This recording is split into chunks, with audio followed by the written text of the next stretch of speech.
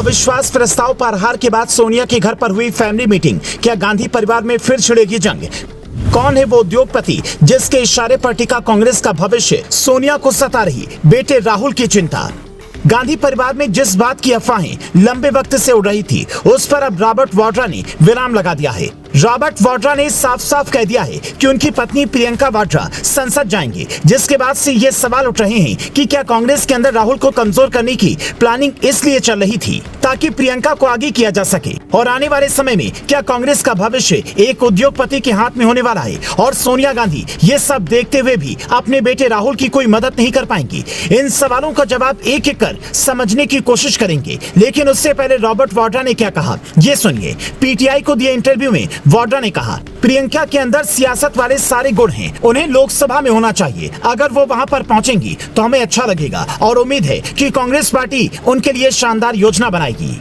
अब रॉबर्ट वाड्रा के इस बयान का मतलब निकाले तो तीन तरह की बातें समझ में आती हैं और ये तीनों बातें राहुल सोनिया को काफी दुख देने वाली हैं। पहली जो बात उन्होंने इस सियासत वाले गुण की कही, वो सीधा राहुल के लिए एक तंज की तरह हो सकता है कि आप नहीं कर पा रहे हो, इसे आगे करो। दूसरा जो बात उन्होंने कही, उन्हें लोकसभा में होना चाहिए, इसका मतलब है कि सोनिया की तबीयत ठीक नहीं है। रायबरेली की सीट से शायद ही वो 2024 का चुनाव लड़ें, तो ऐसे में प्रियंका को टिकट मिलना तय है। तीसरा जो बात उन्होंने कांग्रेस पार्टी की योजना वाली कही, उसका मतलब कि कांग्रेस को अब प्लान प्रियंका के लिए काम करना होगा, जैसा यूपी चुनाव में उन्होंने किया भी था। अब सवाल है कि क्या रॉबर्ट वाड्रा ने ये बातें यूं ही कह दी या इसके पीछे कोई चर्चा भी हुई? क्या उद्योगपति रॉबर्ट वाड्रा अभी से ही कांग्रेस पर अपनी पकड़ बनाना शुरू कर चुके हैं और सोनिया की बात पूरी तरह से इसे कंट्रोल कर लेंगे?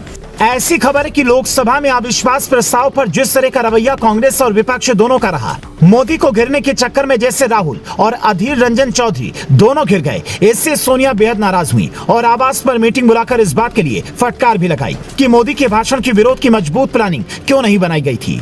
ऐसा नहीं है कि विपक्ष के पास सांसद इतने कम हैं कि वो लोकसभा में विरोध न जता पाएं, पर जिस अविश्वास प्रस्ताव से विपक्ष एकजुटता का संदेश देना चाह रहा था, देश को ये बताना चाह रहा था कि मोदी के विकल्प नहीं बल्कि मोदी से बेहतर हैं हम। मणिपुर से लेकर पूरे देश का दर्द राहुल समझ रहे हैं, उसे भुनाने में फेल हो गए, क्योंकि राहुल गांधी को लंबे वक्त से मौका मिल रहा है और हर बार वो फेल हुए हैं। यहाँ तक कि लोकसभा में इस बार अमित शाह और पीएम मोदी दोनों ने कह दिया कि कांग्रेस को एक नेता को 13 बार लॉन्च किया गया, वो 13 बार फेल हुए। तो हो सकता है कि कांग्रेस ने इसलिए प्लानिंग बदल ली हो। जैसे उन्होंने घोटाले वाली छवि बदलने के लिए गठबंधन का नाम इंडिया कर दिया, ठीक वैसे ही अब राहुल की वजह से पार्टी को नुकसान न हो, इसके लिए प्रियंका को आगे कर सकते हैं। पर सवाल है कि इंदिरा गांधी की तरह दिखने वाली प्रियंका क्या सिर्फ दिखने मात्र से ही इंदिरा वाला तेवर हासिल कर पाएंगी और कांग्रेस को मुश्किल दौर से सत्ता दिला पाएंगी, या अगले चुनाव में कांग्रेस का और बुरा हाल हो जाएगा? आप कांग्रेस की इस नई प्लानिंग पर क्या कहना चाहेंगे? हमें कमेंट में जरूर बताएं। ब्यूरो